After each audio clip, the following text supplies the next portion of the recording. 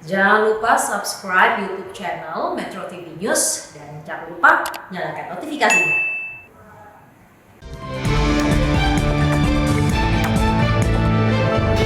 Vaksinasi ketuk pintu.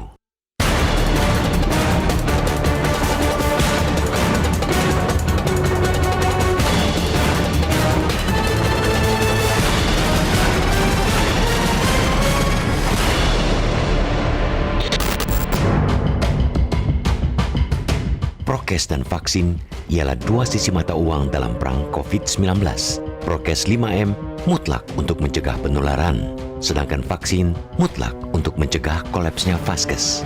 Namun, keduanya berbeda. Prokes bisa dijalankan tiap orang secara mandiri, tidak demikian dengan vaksin. Akses vaksin bukan hanya bergantung dari ketersediaan dosis dari pemerintah, melainkan juga soal harga untuk vaksin gotong royong. Soal penyaluran program vaksin gratis pemerintah, apresiasi kita berikan. Capaian vaksinasi naik turun, padahal target harian dari Presiden Joko Widodo kian melambung. Program vaksinasi gratis terus digelar di berbagai tempat dengan kerjasama berbagai institusi. Satgas Penanganan COVID-19 pada Selasa 13 Juli lalu melaporkan jumlah masyarakat yang sudah divaksinasi dosis pertama yakni sebanyak 36.395.019 orang. Sementara itu, penerima vaksin COVID-19 dosis kedua menjadi 15.316.468 orang. Meski kian menggembirakan, adanya fluktuasi vaksinasi harian tidak bisa dianggap sepele.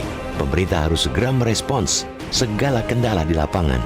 Ini bukan hanya demi wajah pemerintah yang menargetkan 2 juta vaksin per hari pada Agustus, melainkan juga demi kecepatan menghindari kolapsnya vaskes. Terlebih, kendala capaian vaksinasi sudah disuarakan petugas maupun masyarakat sendiri. Tingginya kasus dan penerapan PPKM darurat membuat masyarakat takut dan susah untuk vaksinasi walau sangat ingin. Sebab itu, semestinya pemerintah segera menghadirkan solusi. Langkah Badan Intelijen Negara atau BIN yang menjalankan vaksinasi door-to-door ketuk pintu harus direplikasi. Vaksinasi ketuk pintu BIN menyasar 50.000 orang di 14 provinsi epicentrum COVID-19. Dalam pelaksanaan di Jakarta maupun Medan kemarin, vaksinasi ketuk pintu ini terbukti disambut warga. Mereka bukan saja merasakan dimudahkan, melainkan juga terlindungi karena tidak perlu keluar rumah di saat kasus menggila. Pemerintah mesti segera menggandeng lebih banyak pihak yang tentunya capable dalam melaksanakan vaksinasi ketuk pintu. Memang vaksinasi ketuk pintu membutuhkan lebih banyak SDM dalam pelaksanaannya. Namun ketika vaksinasi terpusat, kerap malah menjadi tempat pelanggaran prokes akibat ketidaksiapan penertiban peserta. Vaksinasi ketuk pintu sudah saatnya jadi pilihan. Jika bicara vaksinasi gotong royong, kemudahan bukan saja soal layanan, melainkan juga lebih pada harga.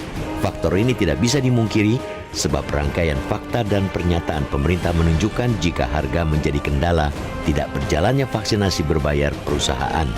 Dari awalnya 28.000 perusahaan yang mendaftar untuk program itu, hanya sekitar 238 perusahaan yang telah ambil bagian. Sebagaimana yang diakui banyak perusahaan, tingginya harga membuat mereka mundur. Hal ini jelas menyedihkan karena jika berhasil, sebenarnya ada 10,5 juta karyawan dan keluarganya tercakup di program tersebut. Sepatutnya pemerintah tetap menekankan komitmen perusahaan untuk melanjutkan program vaksin berbayarnya.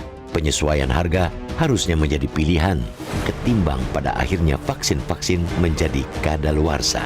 Seandainya harga menjadi faktor tanpa tawar, pemerintah semestinya bisa memberi imbal lewat instrumen lainnya, contohnya keringanan pajak. Berbagai kemudahan memang kini harus dibuat pemerintah karena banyak perusahaan sudah di titik nadir. Pemerintah sudah semestinya kini menempatkan perusahaan sebagai agen suksesnya vaksinasi. Pandemi telah menjadi tantangan bersama. Perang ini juga harus dihadapi bersama, termasuk melaksanakan vaksinasi ketuk pintu.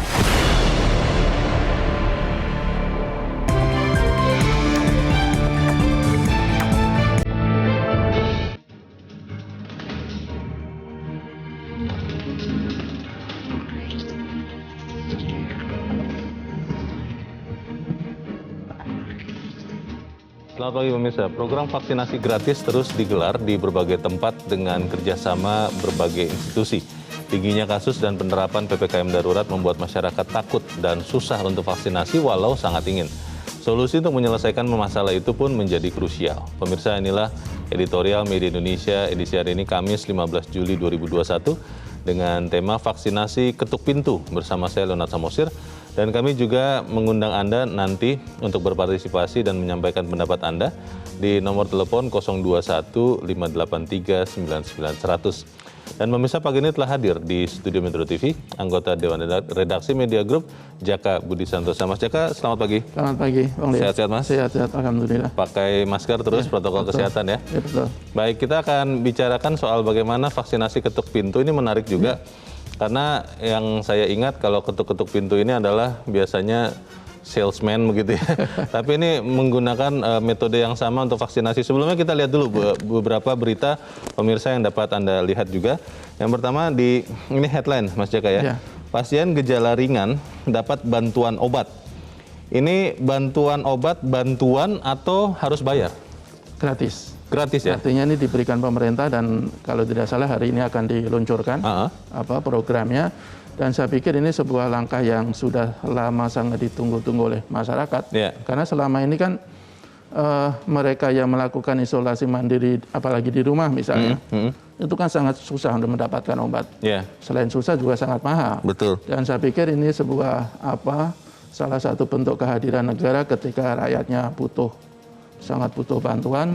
Dan saya pikir ini harus segera dilaksanakan. Yeah. Dan yang paling penting harus tepat sasaran. Oke. Jangan sampai 300.000 paket obat ini nanti sebagian ada yang nyasar ya. Ada yang nyasar yang tidak membutuhkan misalnya. Okay. Karena saya tegaskan bahwa saat ini situasi betul-betul darurat. Banyak sekali yang ratusan ribu orang yang melakukan isolasi mandiri. Yeah.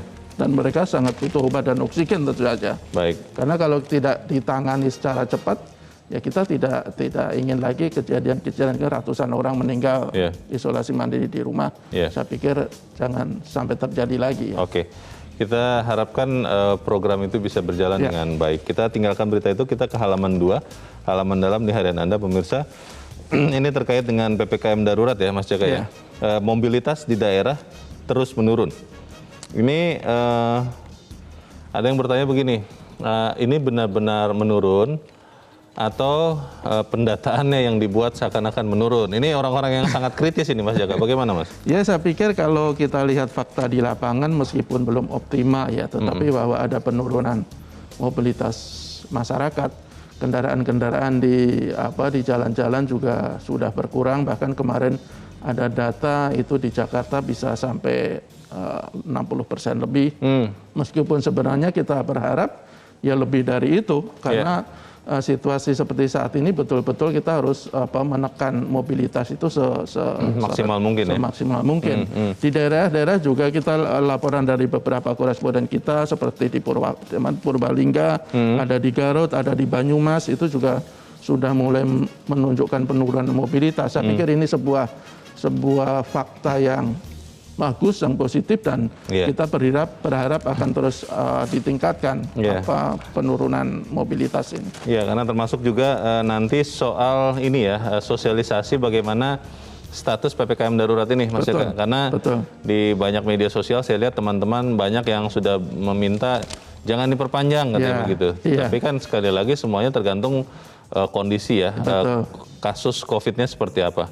Kita harapkan menurun. Kita tinggalkan itu, kita ke editorial.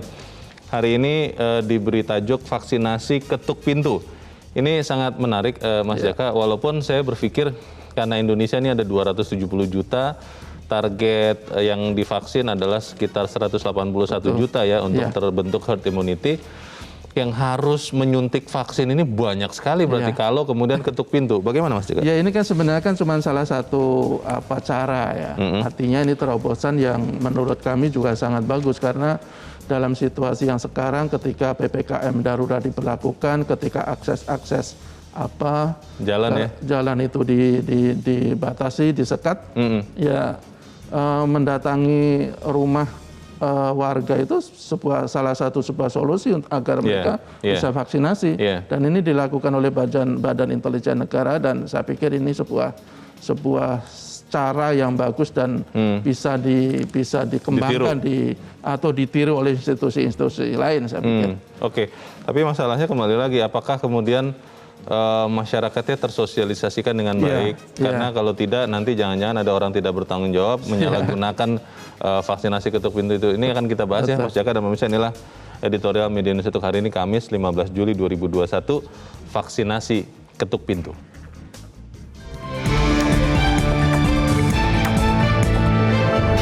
Vaksinasi ketuk pintu.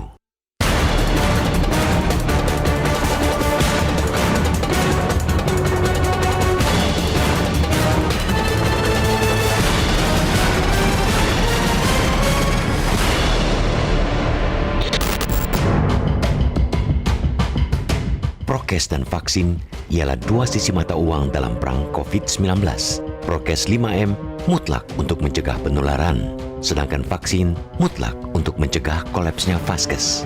Namun, keduanya berbeda. Prokes bisa dijalankan tiap orang secara mandiri, tidak demikian dengan vaksin. Akses vaksin bukan hanya bergantung dari ketersediaan dosis dari pemerintah, melainkan juga soal harga untuk vaksin gotong royong. Soal penyaluran program vaksin gratis pemerintah, apresiasi kita berikan. Capaian vaksinasi naik turun.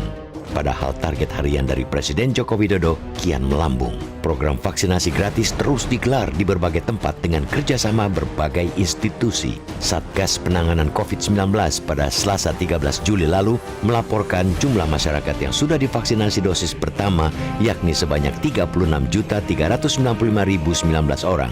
Sementara itu, penerima vaksin COVID-19 dosis kedua menjadi 15.316.468 orang. Meski kian menggembirakan, adanya fluktuasi vaksinasi harian tidak bisa dianggap sepele. Pemerintah harus segera merespons segala kendala di lapangan.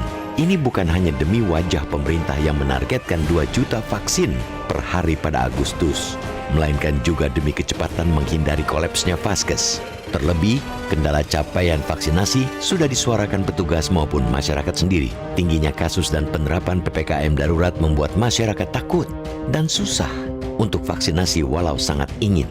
Sebab itu, semestinya pemerintah segera menghadirkan solusi. Langkah Badan Intelijen Negara atau BIN yang menjalankan vaksinasi door-to-door ketuk pintu harus direplikasi. Vaksinasi ketuk pintu BIN menyasar 50.000 orang di 14 provinsi epicentrum COVID-19. Dalam pelaksanaan di Jakarta maupun Medan kemarin, vaksinasi ketuk pintu ini terbukti disambut warga. Mereka bukan saja merasakan dimudahkan, melainkan juga terlindungi karena tidak perlu keluar rumah di saat kasus menggila. Pemerintah mesti segera menggandeng lebih banyak pihak yang tentunya capable dalam melaksanakan vaksinasi ketuk pintu. Memang vaksinasi ketuk pintu membutuhkan lebih banyak SDM dalam pelaksanaannya. Namun ketika vaksinasi terpusat, kerap malah menjadi tempat pelanggaran prokes akibat ketidaksiapan penertiban peserta. Vaksinasi ketuk pintu sudah saatnya jadi pilihan. Jika bicara vaksinasi gotong royong, kemudahan bukan saja soal layanan, melainkan juga lebih pada harga. Faktor ini tidak bisa dimungkiri sebab rangkaian fakta dan pernyataan pemerintah menunjukkan jika harga menjadi kendala tidak berjalannya vaksinasi berbayar perusahaan. Dari awalnya 28.000 perusahaan yang mendaftar untuk program itu, hanya sekitar 238 perusahaan yang telah ambil bagian. Sebagaimana yang diakui banyak perusahaan, tingginya harga membuat mereka mundur. Hal ini jelas menyedihkan karena jika berhasil, sebenarnya ada 10,5 juta karyawan dan keluarganya tercakup di program tersebut. Sepatutnya pemerintah tetap menekankan komitmen perusahaan untuk melanjutkan program vaksin berbayarnya. Penyesuaian harga harusnya menjadi pilihan ketimbang pada akhirnya vaksin-vaksin menjadi kadaluarsa. Seandainya harga menjadi faktor tanpa tawar, pemerintah semestinya bisa memberi imbal lewat instrumen lainnya, contohnya keringanan pajak. Berbagai kemudahan memang kini harus dibuat pemerintah karena banyak perusahaan sudah di titik nadir. Pemerintah sudah semestinya kini menempatkan perusahaan sebagai agen suksesnya vaksinasi. Pandemi telah menjadi tantangan bersama. Perang ini juga harus dihadapi bersama, termasuk melaksanakan vaksinasi ketuk pintu.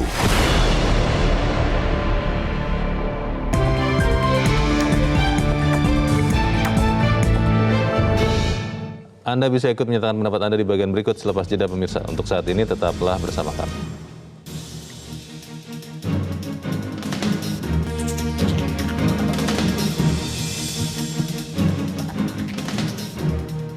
Terima kasih pemirsa, Anda masih bersama kami di Editorial Media Indonesia. Mas Jaka, kita coba bertanya dulu Mas kepada para pemirsa Metro TV. Kita sudah terhubung dengan Pak Ondo Silitonga di Bekasi, Jawa Barat. Pak Ondo, selamat pagi. Selamat pagi, Bung Leo. Selamat pagi Pak Ondo. Bagaimana Pak, vaksinasi ketuk pintu ini kelihatannya bisa untuk ditiru oleh lembaga lain begitu? Atau ini susah nih karena mungkin masih ada orang yang tidak mau divaksin, apalagi didatangi di rumahnya. Bagaimana Pak Ondo? Menurut saya itu sebenarnya bisa door to door itu bisa dilakukan oleh lembaga atau institusi atau perusahaan yang lain selama memang goodwill-nya bagus, mereka mau gitu ya. Contohnya misalnya DPR atau DPRD itu siap nggak mereka dipotong gajinya untuk melakukan door to door ke konstituennya. Kemudian media mainstream juga bisa melakukan hal yang sama. Perusahaan-perusahaan rokok yang besar bisa melakukan hal yang sama. Startup yang sudah unicorn atau dekakon itu juga bisa. Kalau ini semua mau bekerja sama membantu pemerintah, maka target Jokowi 2 juta per hari di bulan Agustus itu bisa dicapai. Satu pertanyaan saya, Bung Leo. Ini sistem vaksinasi tersebut datanya sudah tersentralisasi belum? Takut saya ada orang yang sudah 2 kali divaksin karena ini gratis dan door to door. Mereka daftar lagi dan tidak terdeteksi bahwa mereka sudah 2 kali. Ini pertanyaan. Padahal yang 1 kali saja belum divaksin masih banyak gitu. Itu mungkin bisa dijelaskan apakah itu terdata apa tidak. Terima kasih. Baik, terima kasih Pak Ondo Silitonga di Bekasi, Jawa Barat. Selamat pagi Pak. Di belakang Pak Ondo ada Pak Sukiwi di Medan, Sumatera Utara. Pak Sukiwi, selamat pagi. Ya, selamat pagi Bung Leo. Selamat pagi Pak Sukiwi. Bagaimana Pak? Pendapat Anda, silakan Pak. Ya, ini beberapa waktu yang lalu juga saya sudah pernah sarankan di dalam Metro TV bahwa memang perlu sekarang kalau untuk mau mempercepat vaksinasi harus door to door. Kalau kita nggak jemput bola, ya pasti lambat. Jadi bersyukurlah ini sudah kita laksanakan dengan jemput bola, door to door. Ini sangat bagus. Karena apa? Kita sekarang lagi berperang dengan penyebaran COVID ini. Supaya dengan bisa mengatasi ini dengan vaksin yang maksimal. Kita lihat Amerika, mereka sekarang sudah berhasil karena vaksin mereka itu cepat. Kita Indonesia ini sudah terlambat. Karena beberapa waktu yang lalu, waktu divaksin itu mau minta domisili lah, kemudian mau yang usia 60 lah, ya ini sudah menghambat sehingga banyak orang yang mau vaksin jadi terhambat. Ini bersyukur sudah inisiatif yang sangat bagus. Ini saran saya lagi untuk usia 12 tahun sampai 17 tahun itu nggak usah ditentukan di puskesmas atau di tempat lain. Semua vaksinatornya itu datang ke sekolah. Karena anak-anak muridnya itu kan semua sudah ada di sekolah.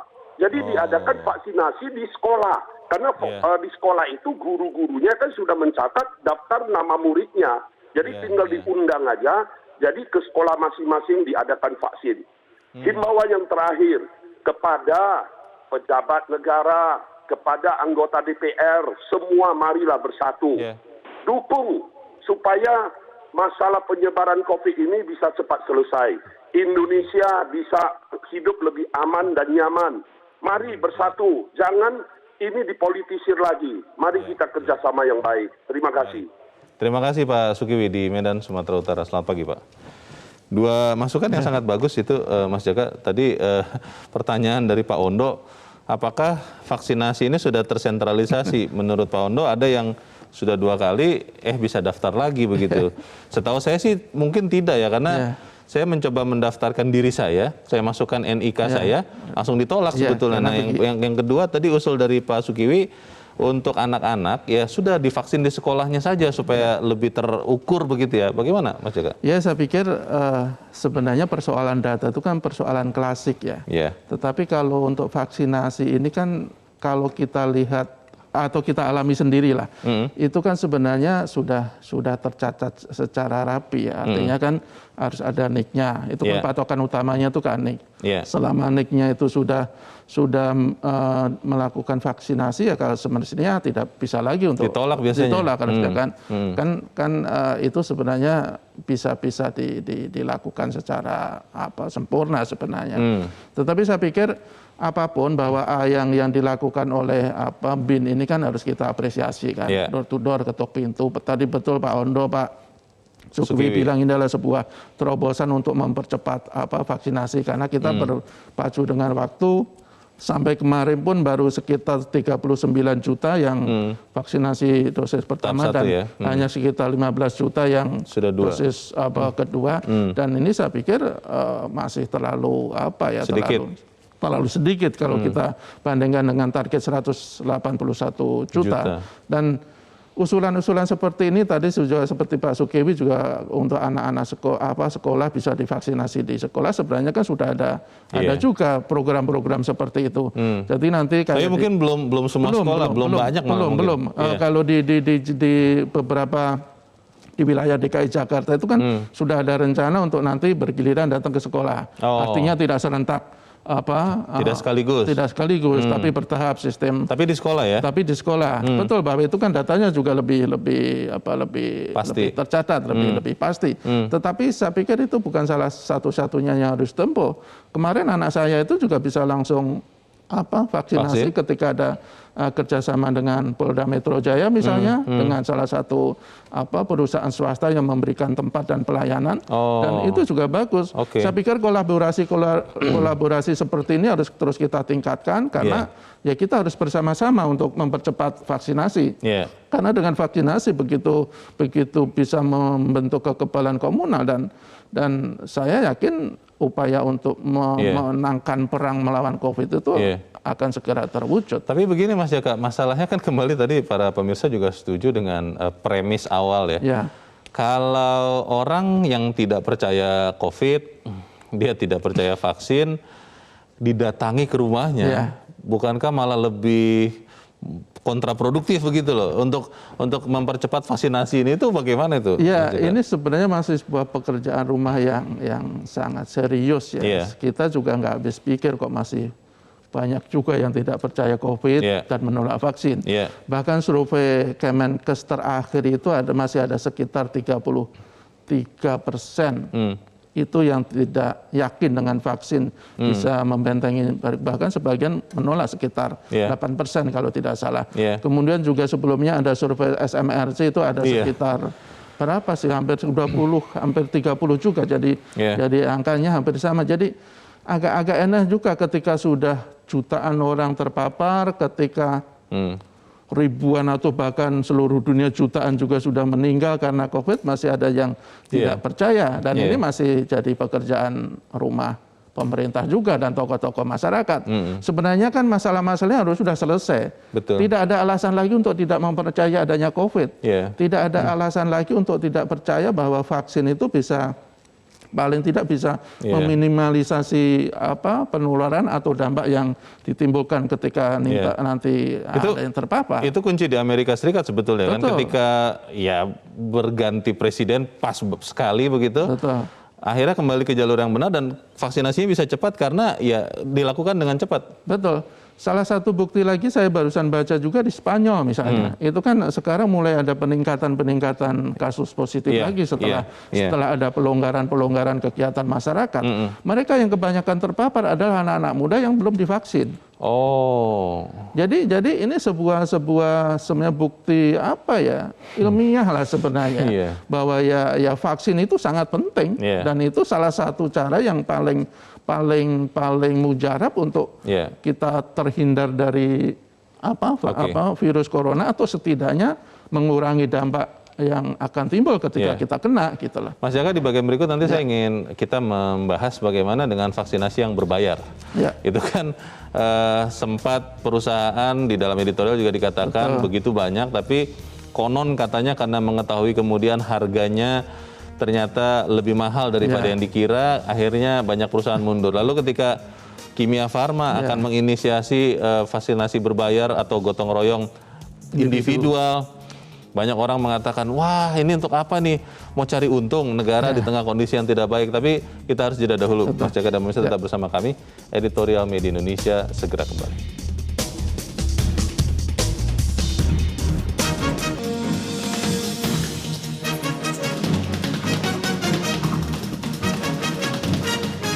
Terima kasih pemirsa, masih bersama kami di Editorial Media Indonesia. Mas Jaka, tadi sebelum jeda saya ingin tahu sebetulnya vaksinasi gotong royong, Ya.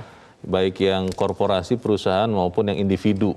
Ini sebetulnya bagaimana ya? Apakah memang karena kemudian terlalu banyak yang mengkritik, terlalu banyak yang keberatan, akhirnya sementara harus menunjuk petunjuk teknis pelaksanaan vaksinasi gotong royong individu terutama, atau seperti apa, Mas? Ya, sebenarnya kan vaksinasi gotong royong itu kan bentuk kerjasama ya. Artinya mereka yang mampu bisa mengeluarkan biaya untuk vaksin. Yeah. Karena dalam situasi yang seperti sekarang kan beban negara juga sangat berat untuk menanggung semua biaya, dan sebenarnya idenya bagus untuk membentuk partisipasi rakyat yang punya kelebihan finansial misalnya. Cuman yang jadi persoalan adalah bahwa ada kekhawatiran dari sebagian kalangan kalau umpamanya vaksin gotong royong berbayar individu itu mengganggu program vaksinasi gratis misalnya. Karena vaksin yang semestinya untuk gratis jangan-jangan dialihkan untuk yang berbayar. Padahal kan sudah dikatakan beda itu ya. Sebenarnya kan beda.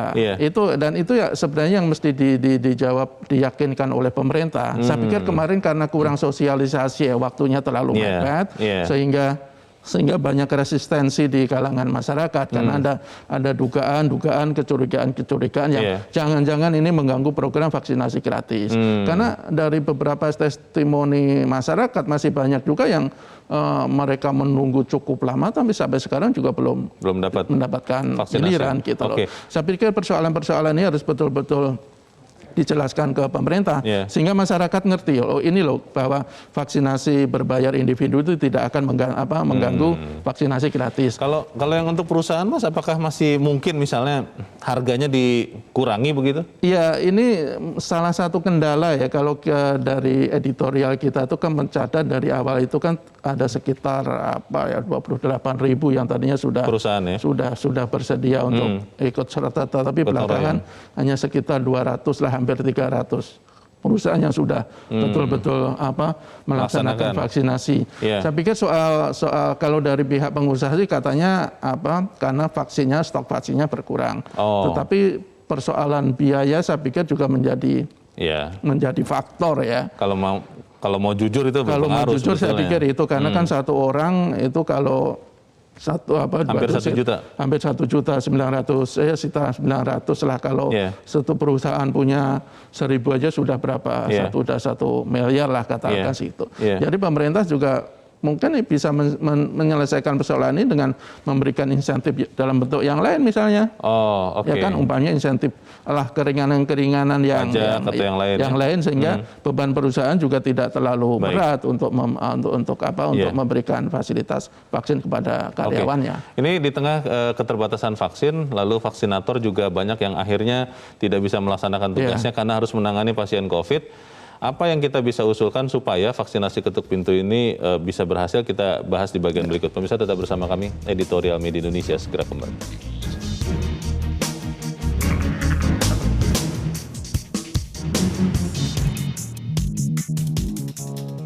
Terima kasih Anda masih bersama kami. Pemirsa, kita di bagian akhir dari diskusi kita pagi ini. Mas Jaka, kalau melihat apa yang sudah dilakukan banyak pihak, BIN terakhir dengan vaksinasi ketuk pintu, sesuatu yang baik. Tapi pertanyaannya begini, Mas, kalau kita melihat angka COVID kan masih bertambah. Kemarin 54.000, itu tertinggi sejak Maret 2020. Pertanyaannya, apakah memang kita sekarang semakin lengah untuk tidak menggunakan masker begitu, sehingga kasus ini terus bertambah, sehingga vaksinasi pun otomatis akan terhambat juga. Bagaimana, Mas? Enggak, saya pikir kalau kita lihat setelah kasus kita meledak gila-gilaan ini, kalau kita lihat di jalan-jalan itu hampir setiap orang memakai masker ya. Sayangnya kesadaran itu udah agak terlambat karena penyebaran sudah. Tapi itu di jalan loh, Mas. Kalau di rumah-rumah, apalagi yang dekat-dekat, tidak ada yang pakai masker. Ya, itu saya pikir juga mesti kita ingatkan terus bahwa situasi tidak bisa dianggap remeh karena betul-betul mengkhawatirkan, dan saya pikir protokol kesehatan menjadi sesuatu yang tidak bisa ditawar-tawar lagi. Tidak lagi 3M sekarang tambah 5M, ada menjauhi kerumunan, tambah menjauhi kerumunan dan membatasi mobilitas. Karena itu bisa menekan kemungkinan untuk kita tertular. Dan saya pikir dengan situasi kayak begini kita tidak boleh menyerah, masih harus ada optimisme. Vaksinasi harus betul-betul ditingkatkan akselerasinya. Saya pikir tadi apa yang sudah dilakukan oleh BIN dengan vaksinasi ketuk itu bisa ditiru dengan institusi-institusi lain. Dan ada juga bisa melakukan cara-cara yang lain. Kalau beberapa waktu lalu kan ada vaksinasi drive-thru misalnya yang dilakukan oleh Polres beberapa, termasuk Polres Jakarta Selatan. Itu kan sangat membantu karena masyarakat terus terang harus kita beri kemudahan ya, jangan lagi membuat sulit karena masyarakat sudah sulit dalam situasi seperti ini. Dengan demikian kita berharap vaksinasi bisa segera selesai sesuai target bulan Agustus 2 juta per hari dan akhir tahun ini mudah-mudahan bisa memenuhi target 181 meskipun agak berat tapi ya harus kita usahakan semaksimal mungkin. Baik, semoga itu terjadi Mas Jaga Budi Santosa. Terima kasih sudah di tempat ini Mas. Selamat pagi. Selamat pagi. Pemirsa, pemerintah sudah seharusnya kini menempatkan perusahaan sebagai agen suksesnya vaksinasi. Pandemi telah menjadi tantangan bersama. Perang ini juga harus dihadapi bersama, termasuk melaksanakan vaksinasi ketuk pintu. Mari tetap menjaga kesehatan Anda, pakai masker Anda, tidak usah kemana-mana kalau tidak perlu. Dan saya Leonard Samosir, terima kasih Anda sudah menyaksikan. Selamat pagi.